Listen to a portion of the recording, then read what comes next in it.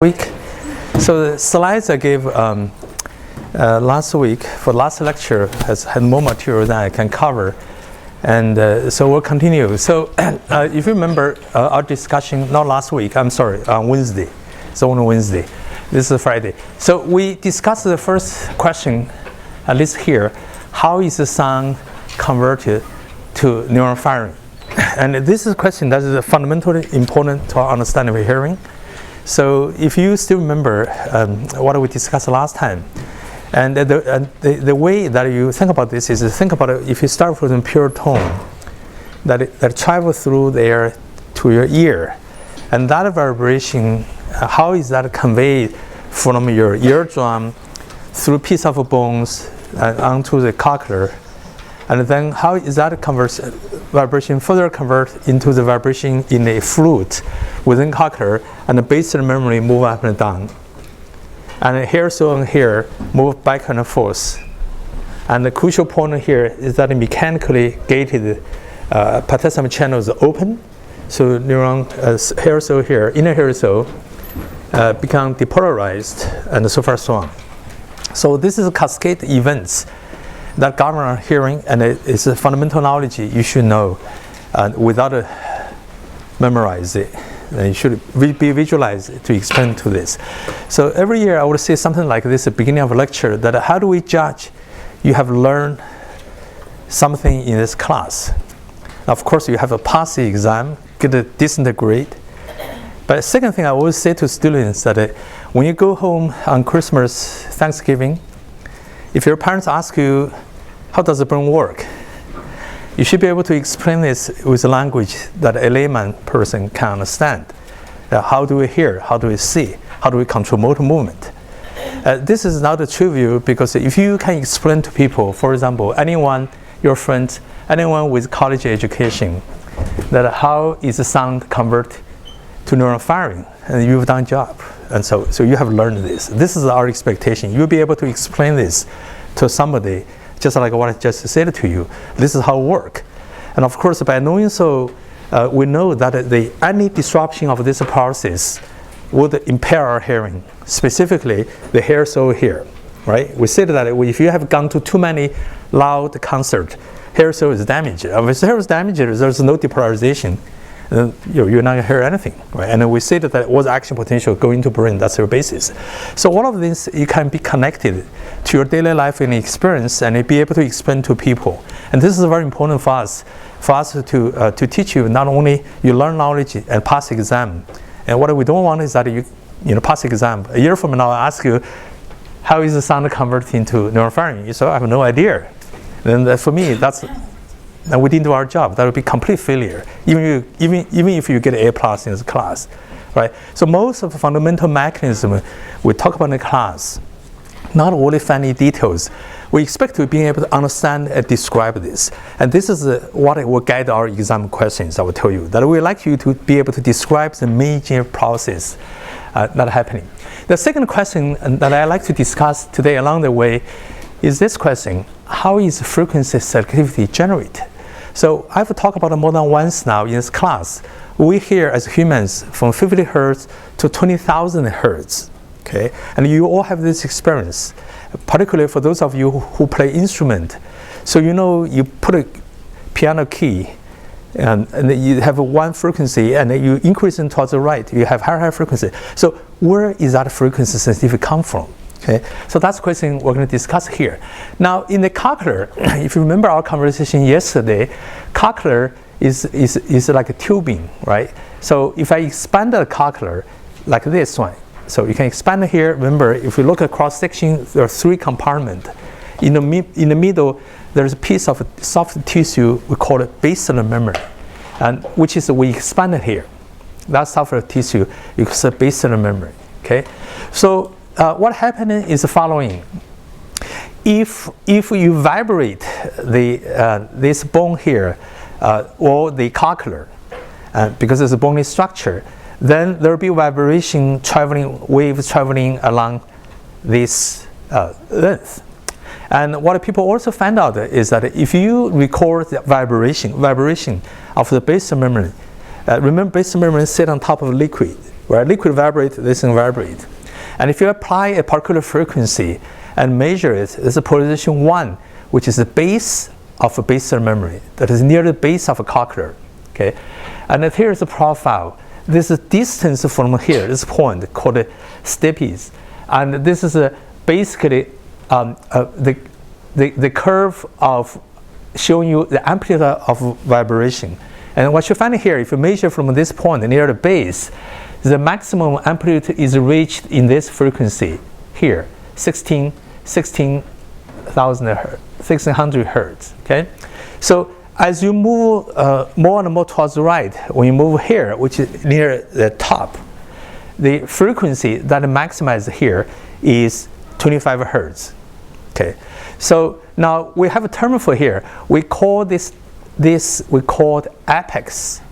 All right, here is the base. So base is the top. This is top. This is the bottom of a cochlear. So if a cochlear is a tube, if I wind this, there's a tiny part on top. That top neuron, the vibration here is the maximum for the 25 hertz. Okay, that's very low. You can see it. This is number 7. If you move to 6, 5, 4, 3, the peak of here move more towards the right with a higher frequency. Okay, so that tells us, scientists years ago, that when a particular tone, any pure tone has a frequency, when a low frequency tone is heard, then the maximum vibration is here. And a higher frequency tone is here, maximum vibration is here. Okay, that is nature's way to produce a filter. And this organization we call tonotopical organization, or we say the cochlear is a tonotopically organized. Tone refer to the frequency. Okay. Now, if you remember the FFT, Fourier transform, we've learned in signal processing. This essentially is nature's creation of a series of bandpass filters tuned to different frequency. Okay. So we never know the mathematicians who created Fourier transform knew about this. Probably not, because this was discovered only in 40s and 50s. The Fourier transform was invented much earlier than that. But this is essential for engineer. You see a filter. You see the filter with a different center frequency, high frequency here, low frequency here. Now you can imagine approximately if I play a song like a speech or music that has a various frequency from low to high, then the low frequency component would excite around here and high frequencies here. And this is the base of how we hear a frequency. However, this is only first step because we only talk about vibration here. Okay. Now, vibration itself need to be converted into the neuron firing. And we also talked about last time in these slides. I think this slides, all right? So this is the basal memory, go here. And each hair cell is connected by the auditory nerve that goes into the brain. And therefore, if you look at all the hair cells here, so on top of here, it will be all inner hair cells here. I did not draw all the hair cell here. Inner hair cell. Each of the hair cell here is connected by a fiber or more than one fiber into the brain. Okay. How many hair cells we have here, or how many auditory nerve fibers connect to this? For in humans, we have about 30 to 35,000 of them. And some animals like cats had more. There are 50,000. So this is like you have a whole bunch of filters line up from here, from high frequency to low frequency. Everyone is connected by cable into the brain. This is how our brain read the frequency. Now, hair cell here and here, if you pull those two hair cells out, put in dishes, they look almost to the first order approximation for this class. It's the same. So hair cell itself does not generate frequency selectivity. This is very important. So when we talk about this hair cell goes up and down on the basal memory, and it's a hair bundle getting pulled forward and backwards. This hair cell we talk about is a generic hair cell. So there's no high frequency hair cell, there's no low frequency hair cell. The frequency selectivity comes from the location. Okay? So if a hair cell is here, auditory nerve connected to here, then this auditory nerve will become activated when low frequency sound is played, and for high frequency is here. Okay, that's crucial. Our sensitivity to frequency is entirely depends on the vibration, mechanical vibration property of the cochlear. Okay.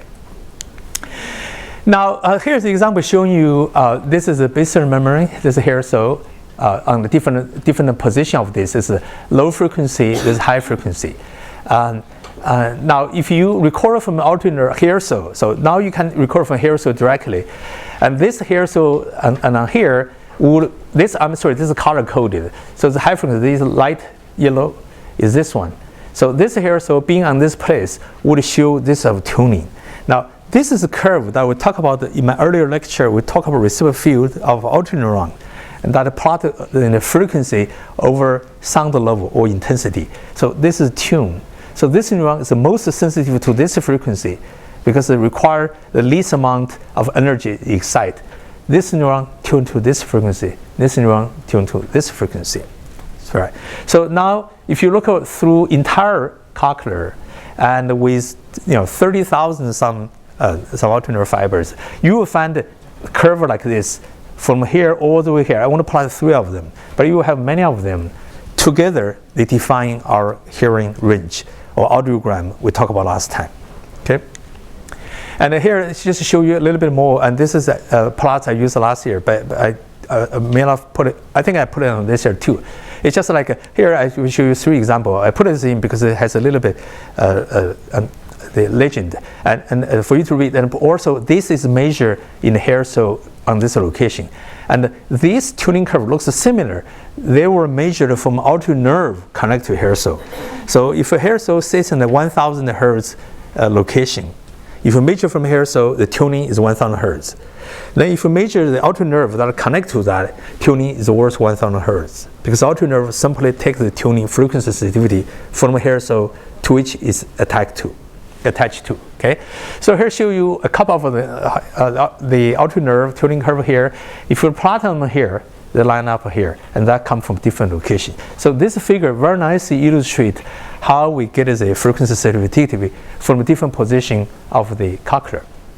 Now let's go back to one question that I talked about earlier. Remember last week we discussed a very important fact. That is, if this is hair cell, inner hair cell, yes? I'm still a little confused about how we get those plots. Is it you measure your good question. Yes. For one trial in your right. Very good question. Excellent question. Thank you. So let me explain it. I jumped to how do we get this plots like this, right?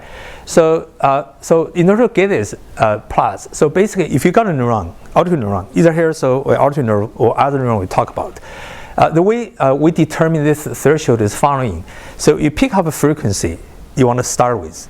Let's say you pick up. Let's start with this one. This is lower. The same thing. Let's say we pick up the 1 kilohertz frequency. Then you gradually increase the sound level, make it louder until this neuron becomes fired. That is, the neuron give firing. In terminology that I talked about before, the average firing rate at this frequency, at a particular sound level, is significantly above spontaneous background. Then you make a point here. That is the threshold. So you do this for every frequency. Then you get the curve. So that means around this frequency, you only need this much sound level, minus 85 dB become neuron. So essentially, this curve plot the threshold or the minimum sound level, which is required to excite a neuron at that frequency. Okay, is that clear? Okay, yes. So in the plot D right there, you actually gave a one correspondence between the model frequency and where they lie on the atrial membrane. Yes. Is that accurate? Yes. This is the beauty of nature. So the line up here, you spotted it correctly. The distance is logarithmic. So that's exactly what people find, and that is mathematically beautiful. In our cochlear, if you look at distance between the 2 location frequency, it's go not linearly but logarithmically. Yeah, this is what has been shown. Very excellent question. I should have mentioned that. So that when you measure 2 equal distance in the cochlear, depending on what you measure, it represent maybe double the frequency, but not linear. Yes, logarithmically cochlear. Yeah, excellent question. Any other questions? Okay. Now, feel free to just interrupt me for question, because this is one thing that I always emphasize, that is you do a great service to the rest of the class by asking questions, because we do this I mean, I teach this many years now. We take it for granted. So sometimes we just flash through, assuming that we got everything, but it's not worth it. Yes. Is this because we need higher frequency resolution for the lower frequencies for range, like music? Yeah. We don't need as high frequency. That's probably a reason. And now I don't think we scientists truly figure out why it's logarithmic, but it is true in lower. Let me put another way. Maybe another way. Given this organization that is logarithmic, then you have basically more space and the lower frequency, more outer nerve devoted to that. You can predict that our perception for lower frequency is much finer, which is true.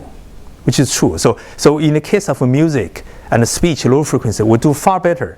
In fact, I will talk about this later on. We'll talk about pitch. Okay, so that comes for those finer resolution in frequency and low frequency come from here. And something else, in addition to that, is this what about talk about. That's one. Now, this is, I also should also correct the one thing I said earlier. That is, I say that when you look at this curve, right? With different frequency, this is like Fourier transform. It's only partially correct. Only half correct in the sense that you have a series of bandpass filter line from low frequency to high frequency.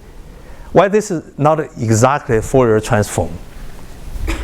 So when you do Fourier transform, you remember from signal processing classes, you take a sound, it composes to many components. What is that arrangement? Is the frequency between each of component? Is that linear logarithmic in Fourier transform? In FFT, I mean, you guys do this all the time in MATLAB, right? Does anyone remember? It just occurred to me I mean, the Fourier transform, when decomposed into different frequency, take a signal. The relationship between those frequencies, is that a linear or non-linear? Or logarithmic? It's linear. So logarithm, the Fourier transform doesn't quite explain that relationship. It's actually linear.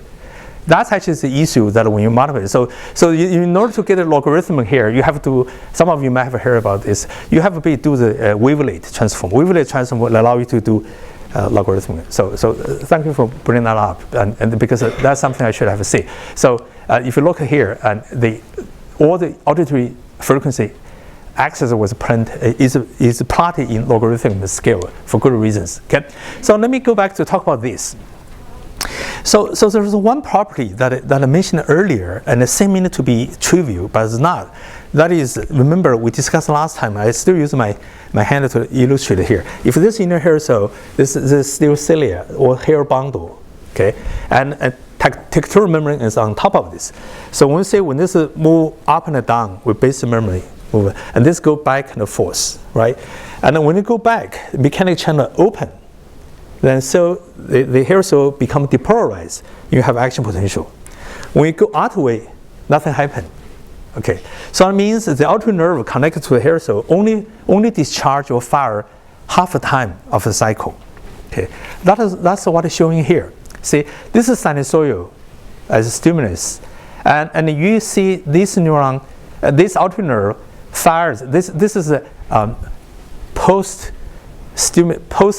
PSTH that we talked about last time. Remember, this is something you are supposed to be able to derive by hand. Okay, so this is a post-stimulus histogram.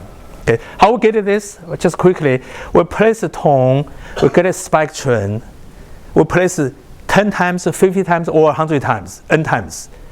Then we do that average, do histogram, we get this. But what's interesting here is, notice here, this action potential almost happens at this particular phase of the waveform. And then there's nothing happen again. The reason for this is this, I just illustrate, that only when hair cell will be pulled and back, channel open, other hand not open. Okay, and this is a property we called, this is what we call this is what I call the phase locking.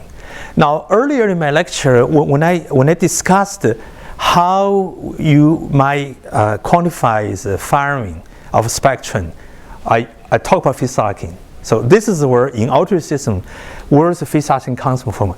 So what is interesting here is that when you give a tone right? Suppose this here, so either this way or that way, it both be open, channel open, that you have this. Would you expect something like that? What would you say? If that here, so hypothetically, can pull back and forth, either way, it becomes depolarized. What would you say? What a pattern would this be?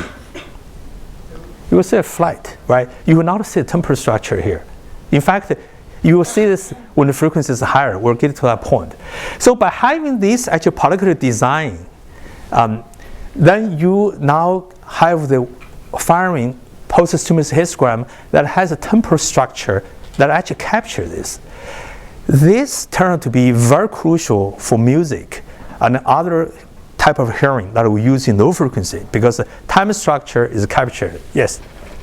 So I understand how this explains why you have the peaks and then a space of nothing, but why is it that the peaks themselves also grow smaller? Is it become smaller? That's because when they move here, when this movement go down this way, it's a continuous movement, right? So you get a gradual open, complete open, then come gradually. So that gradual process, the channel is not open from 0 to 1 and close. It's 0 to half to 3/4 open. So this reflects that process. If it's precisely open, close, then you would want to have 1 point here. So it's not that precise. Does that answer your question? Yeah, the process of channel open, close has a progression from a close to open, from open to close. That's reflected into by here. Okay. The actual amplitude over time. The discharges. Oh, you mean this one? Yeah. Oh, is that what I mean? I was asking. Okay. Well, I thought she was asking this, but this trend is called adaptation. Adaptation. That's another property. Generally, we didn't talk about it. That is the most neuron in nervous system. When you stimulate the beginning, because the neuron transmitter release in synaptic junction, initially have a lot. Gradually, you deplete it. So this is general phenomenon called adaptation. Okay, and you will see this not only here, in almost all the neurons, you have adaptation. Okay. Now after you action potential regenerative, this is where we are now. We know now in each auditory nerve fibers connected into part of the cochlear, and the neuron firing here will bear the frequency selectivity because of the location. We also know that the auditory neuron here would have this property called phase locking. Those are two properties important to understand the auditory nerve here that are going into the brain. So where does this go? Okay, so let's go back to look at the anatomical plots here. There's a cochlear. The auditory nerve is connected to the cell body here is in a place called spinal ganglion because this is just axon. This is axon. Those are the cell body. So this in this part is called a spinal ganglion. Okay, and this also send the axon into the next stage here. Okay, and this part is called cochlear nuclei. And cochlear nuclei is divided into 3 parts. Okay, but don't worry about it. I'm not going to ask you to memorize. I did my doctoral thesis on this, so I remember it's left and right. But I never took an exam, so don't worry. I just wanted to know this is the next stage called cochlear nuclei, and then you go on here. Now this is interesting. Now, so I only plot here the left side. Okay, left side go here, continue. Then here the cross middle line go to right side. So you can imagine on the right side, you can have a curve here, goes up and cross middle line. Okay, so the neurons here will now receive inputs from both sides. I only use one side. Later on, we'll talk about processing from 2 years, we'll talk about other side too. And then this continue on both sides into a place called the nucleus of lateral lemniscus and go into structure called inferior collicus. So this is now back behind our head. It's right about this position. Okay, so then if we continue this process from here, it goes next structure here. This is called the thalamus, and it was called the medial genetic complex of thalamus. But this is thalamus. Thalamus is a big complex. We have an auditory part. Later on, you will hear there's a visual part and a somatosensory part. Okay, and this is where last slide ends. After thalamus, it continually goes into the cortex. And this part of the cortex is called primary auditory cortex. Okay, so the point I want to make in here is that watch what we just discussed, that a frequency organization that established by the nature of vibration here is preserved through all the process, because 35,000 or 50,000 fiber here, depends on which species you talk about, they're running in parallel. They're completely running in parallel from low frequency to high frequency through each of all the structure here. Okay, some of the details will come back to the visit. Now we just focus on what happens to frequency. Okay, and now once you look at the neuron here in what I call primary auditory cortex, here what you see, and now this is a view. You look at the brain like from front to back, right? And this is the left side cortex is somewhere here, and if you look from the side view, is here. So the auditory cortex is a part here in purple color called primary auditory cortex. And then next to that is called secondary auditory cortex. I will talk about later on. So let's look at this auditory cortex. If we expand it here, and then what you will find out is that if you drop the electrode here, record a neuron, and measure its tuning, that frequency response to areas, like V-shaped stuff that we just talked about a moment ago, you will find out that these neurons here are tuned to 500 hertz, for example, low frequency. And at this end will be high frequency. There's a low frequency to high frequency. Now, given the discussion we just had, then you also know this neuron is connected all the way down to the tip or apex of a cochlear, because that's tuned to low frequency. And this neuron will be connected to the base of a cochlear, which is tuned to high frequency. Okay. So when we say we hear high frequency, low frequency, we base our decision by and large of the neuron in the cortex. Okay, and the cortex. Because people have done experiment, if you make a lesion here, you will not hear frequency, but your cochlear may work perfectly. So our decision mostly based on cortex.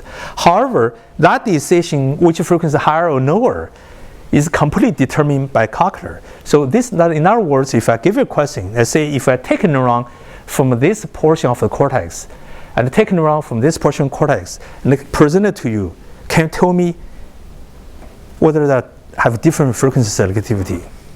You should not be able to, because those neurons by itself have no information about the frequency selectivity, simply because this neuron is connected all the way down to the apex cochlear. It has a low frequency sensitivity. Okay, that's very important to know.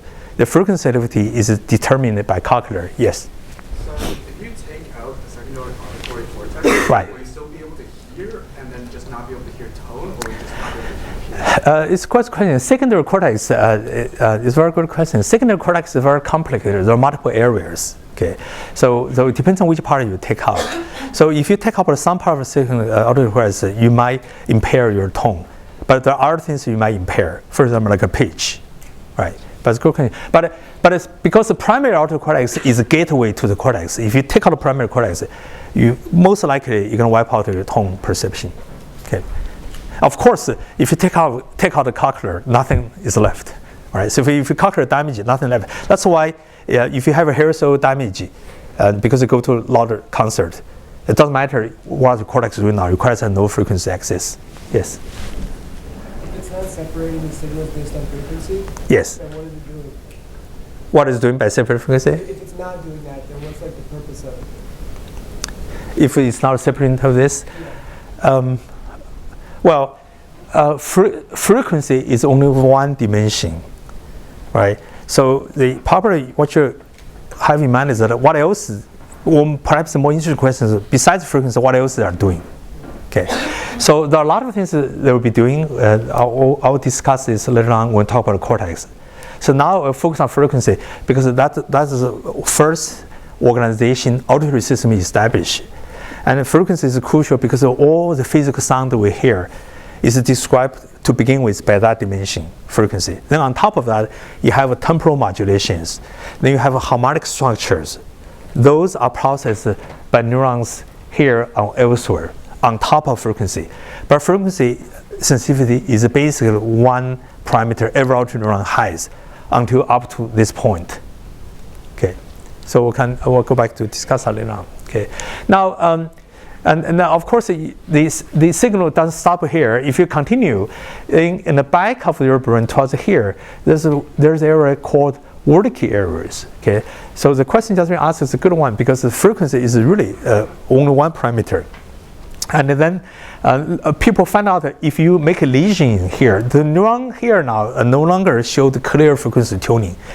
But they have been shown to be crucial in understand processing speech. So if you have a damage here, you can hear sound when people talk to you, but you could not understand the meaning of sound. So this has been considered a place for speech comprehension in so-called Wernicke areas. This is a physician scientist who discovered here long ago. And of course, this will move on. We might touch upon here later. Continue to go to the frontal cortex, and so far so on. Okay.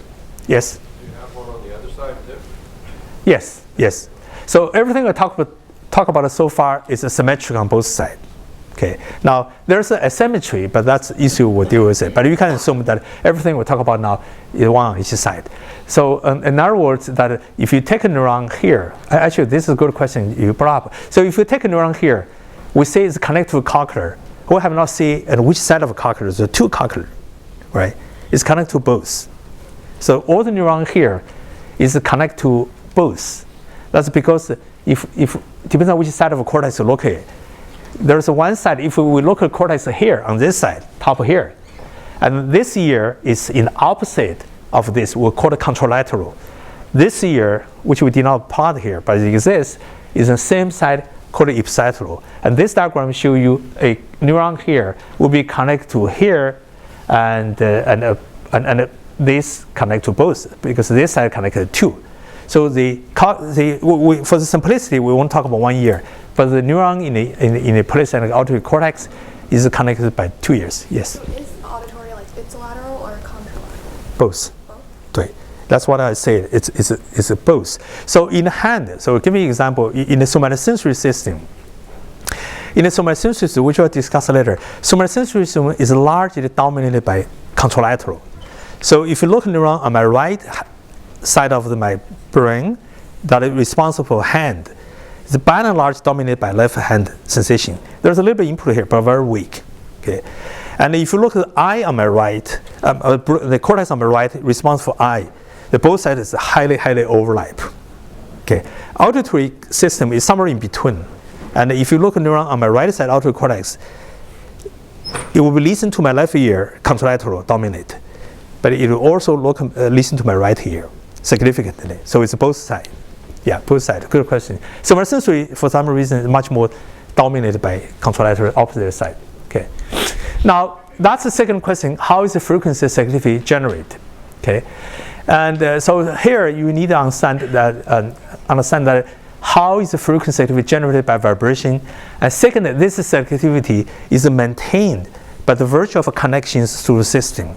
And the remaining system doesn't change that. The remaining pathway after cochlear all the way to the cortex does not change the frequency selectivity. Okay, nor does it create it. So the third question is how is okay? I think I missed. I meant that I think how is time represented by neuron firing? I think I did some editing yesterday. So let me go this way. So. In my introductory lecture to auditory system on Wednesday, I told you one thing unique about auditory system is the following: that a sound is like a river. It's continually moving, right? There's no such thing as a still sound. So there's time on here. Now this is not trivial because now you have done the lab doing action potential, right? We'll talk about action potential trend. I gave you action potential trend that runs over time. There's time access to this. Now I'll give you a piece of sound, be music or speech, that also has time access sense here. And we said that the action potential represented this sound. So think about this. You have one signal, stimulus, that has time access t. You have another signal, that action potential, you have the same time access t. They're both times the same. Using a time varying signal to represent another time signal, that's actually computational is tricky because this problem does not exist in vision. In vision, without talking about movie, I give you this picture, front of my hand and back of my hand, right? I define the vision. This will trigger action potential trend with time, but this has no time. Then I turn around and trigger another action potential trend. Difference between that will tell you which one's which. But now I'll give you some aha, there's action potential. I give you aha, there's another two. And both have time. And this time goes on top of each other. Remember, it's not like I give you this and then wait and there's a time. That's how you. But in your brain, this goes on all the time. Whenever we're producing sound, as I'm talking about now, my brain continues firing. And some neuron in my brain, in your brain, have to make a decision of this continuous signal that represents another continuous signal, right? So this is what the computation is tricky. So and then let me talk about this here. What is the basis for auditory system to do this? And this is the issue that auditory system has to deal with. That our system has a less demand. Okay. So this is a figure that you should be familiar with. We talked about before. By now, with the discussion of phase locking, the mechanism of phase locking, and you can understand how this is done now. So I assume that you all know this. I don't have to repeat. That is, when you give a periodic signal like a tone in auditory nerve, you have record action potentials by calculating this period histogram. Then, if the neurons are phase locked, you have this structure. Okay, this is very, very important. Yeah. Be sure you understand how this is produced and through the action potential spectrum. And we also talk about before in my lecture that this is the ways you can quantify this. Because now I'm bringing this back to what I talked about earlier as a methodology. Here, this is how you can apply to this. Okay. So now, how is the time represented here? So in short, in this discussion, we will say time at this stage in auditory nerve is represented by the phase locking of here. Because if a neuron has no phase locking, then you will not be able to read the time from action potential trend. Okay. Now we'll talk about later on how this is processed and further by further stage. But I would say the beginning of our discussion here, this is where we hang on for now. Okay. You have a time varying signal that produces a phase locking in the neuron firing, and this phase locking structure accurately faithfully represent the time structure here. So at least we get the time this far. Then we'll talk about later on how it's getting processed further. Okay. Now the last question that I want to cover today. Oh no, I think I have. Oh yeah. So the last question I want to cover today is this one. I'll give you an example. I often talk about this simple tone thing. What about the real meaningful sound? That is, how is a speech sound represented by neuron firing? So I take an example, try to combine everything we talked about so far of auditory nervous system at the beginning, and talk about this. So what is a speech sound?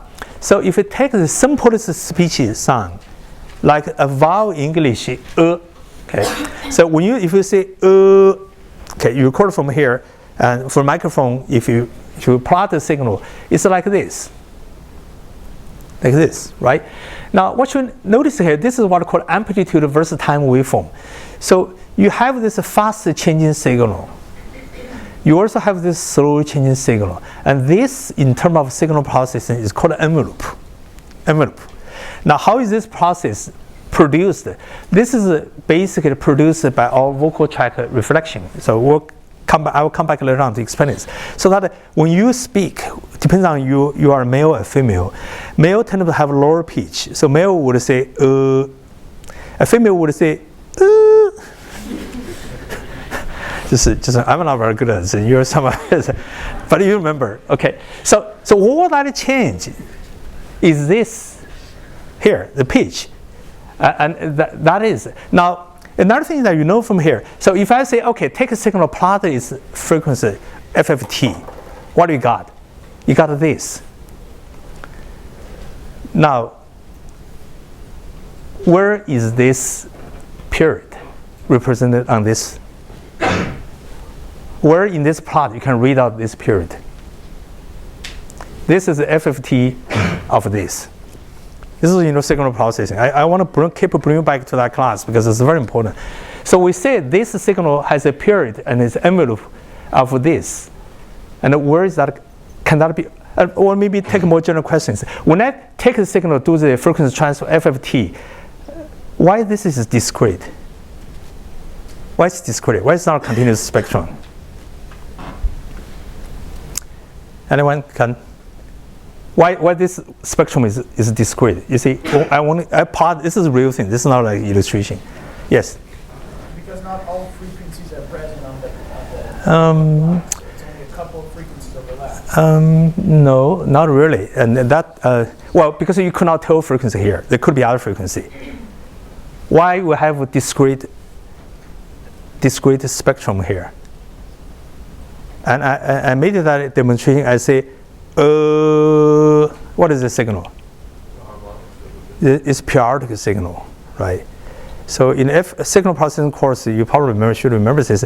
When you look at spectrum of a periodic signal, the spectrum is discrete. That's for this one. So this is real spectrum. If you take a vowel, because of vowel we say it's periodic, you say right? It's repeated by itself. The periodicity repeated is this one. That's your pitch, 1 over your pitch. So that's because this is a periodic signal. This is discrete. Okay, that's why. A second one is very important. It will get back again for other discussion. So I want to make sure you understand. So this periodicity here is our pitch that we generated. Is this component?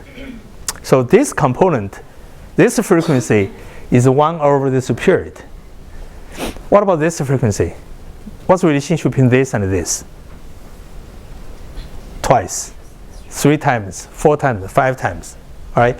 So this spectrum is discrete, and the distance between each of these is equivalent to the first component. That is a landmark of a speech, and I will come back to talk about this again in some other future lectures.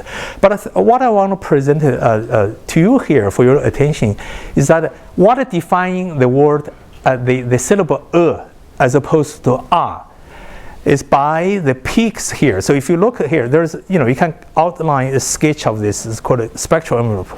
There are peaks here, and then one here. This is called formants. It's called formants. So it's about half a century ago, the 2 scientists, Peterson and Barney, has done work that's really classic. So they asked a question that if you look at all the English vowels, is there a way we can quantitatively describe this in a low-dimensional space? Okay. And what they did is they computed the first 2 formats. The formats use the first one is the most dominant, and the second and third one. They computed first and second F1, F2. They plot F2 versus F1, and then they look at for all the English vowels that you use here, and each sample represents 1 sample. So a sample is here. So for the vowel R, you see, all the R's fall into here. The is here.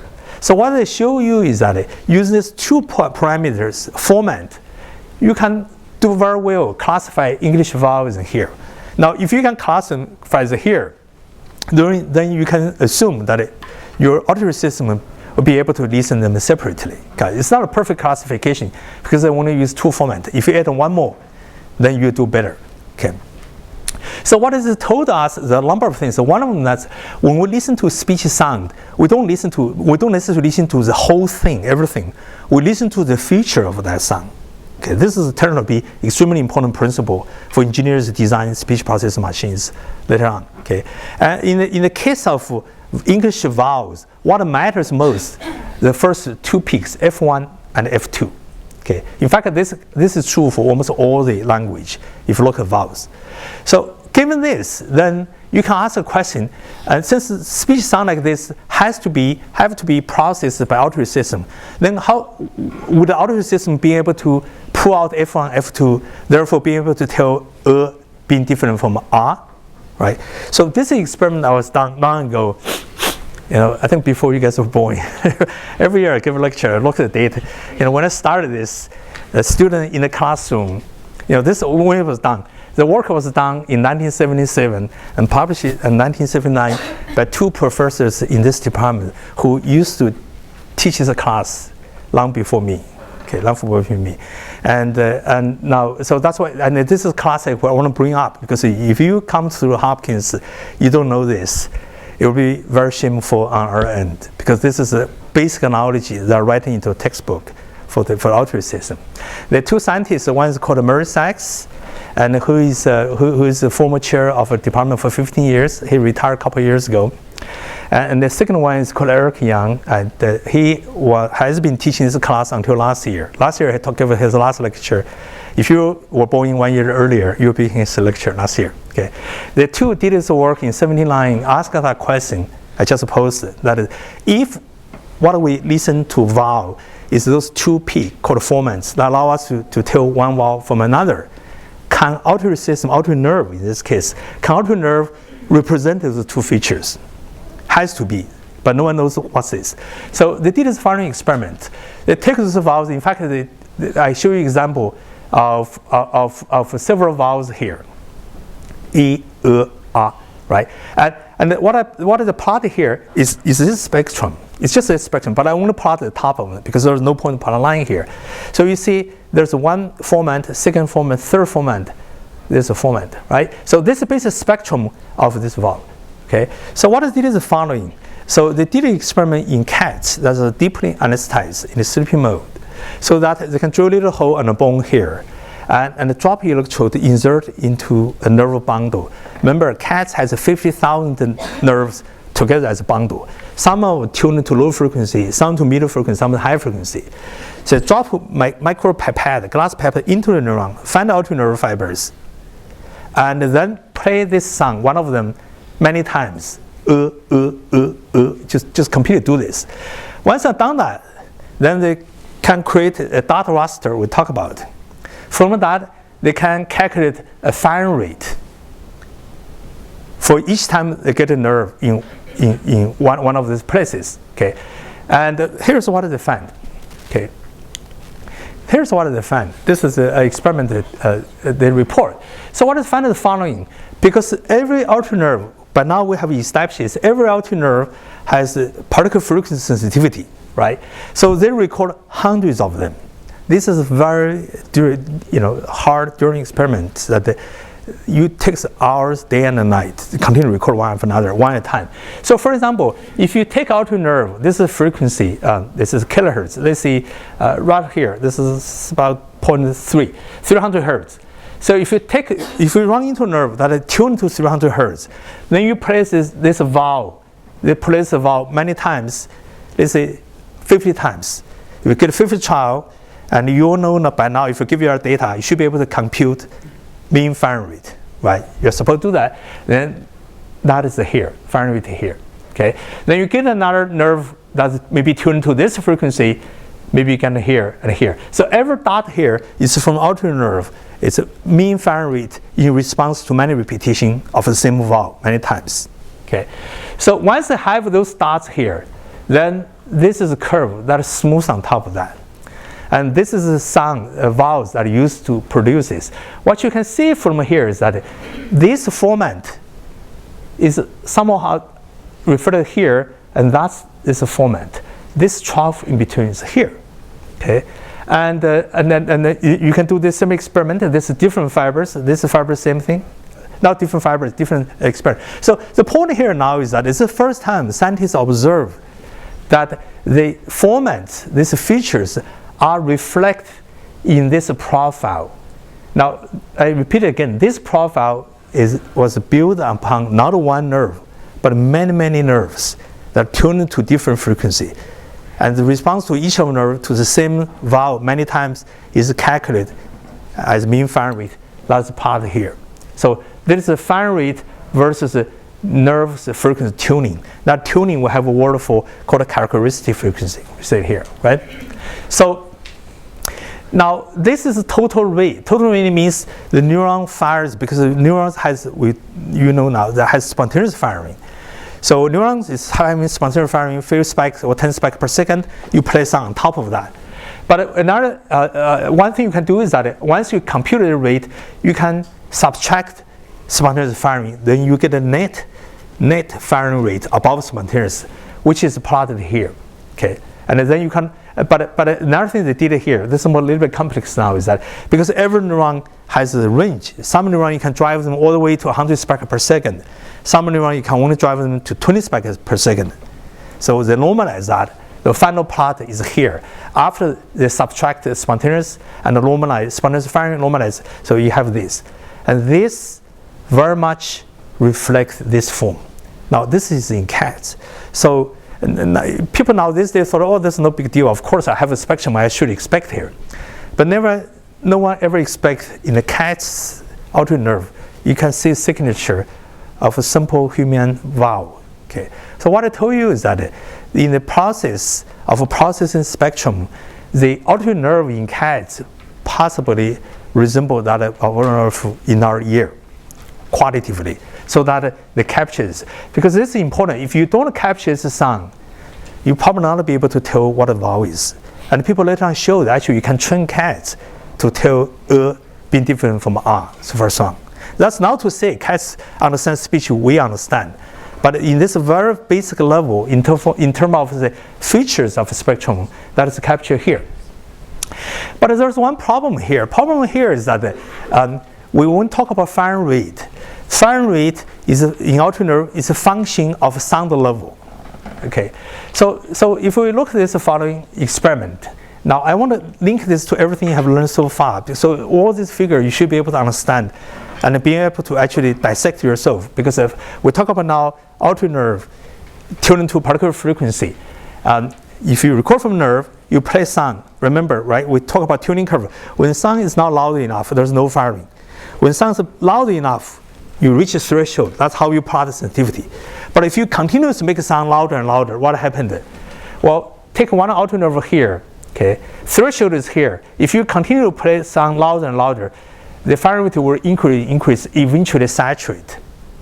So this is a very important function. The neuron will continue to increase firing rate until some point it saturates. We're not going to go through the roof in summary.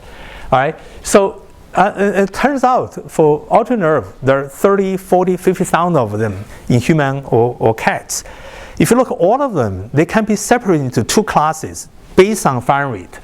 Some of them have a firing rate, spontaneous firing rate below 20 spikes per second. And we call them low spontaneous auditory nerve, and the rest of them call them high spontaneous auditory nerve. It turns out the high spontaneous auditory nerve would have this saturation property, whereas low spontaneous auditory nerve it doesn't. Okay, you can read the legend I give it to you. So now we separate auditory nerve into two classes, depends on their spontaneous rate, and they have different properties as a function of sound level. Okay, why is this important is the following. So let's go back to this classic experiment Dr. Sachs and Yang did. Is that when I told you earlier that they did this experiment, you can see the peaks here. So when the sound level is low, 34 dB, it's very clear. But when they play sound louder and louder, 44, 54, 64, 74, you can see eventually the peak disappear. You can no peak here, no peak here. Now this is a problem because when we hear speech, when I say versus well, if I make it very loud, right, you have no problem. So our perception does not disappear when sound level increase, but the firing rate here disappear. So that suggests the auditory system must have a mechanism to counterbalance these properties so that you remain here. Okay? So eventually what is found is the following. That if you look at the neurons, auditory nerve fibers has low spontaneous firing rate, then they'll be able to maintain this profile until very high sound level. Whereas the neurons, auditory nerve fibers with a high spontaneous rate, they become saturated as this. Okay.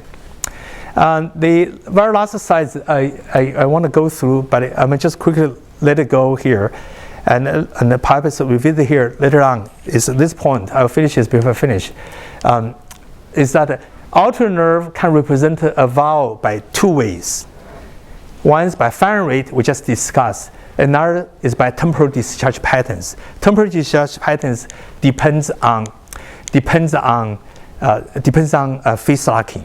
Okay. So the rest of the couple of two slides, you should be able to read through it because it essentially talk about how you use phase locking to compute this. I think that's all here. Now the textbook I give you is here, and I also use some figures from this book that as reference that you hand out, and this is 2 paper over here. Now the exam on Monday, exam on Monday covers all the lecture from number 1 to number 15. Number 15 is today. Since I did not cover the last couple of slides closely from here to here, and you can think this out of the scope of this. So my lecture ends here. All right. So good luck on your exam on Monday. It's Monday evening, 2 hours. Thank you.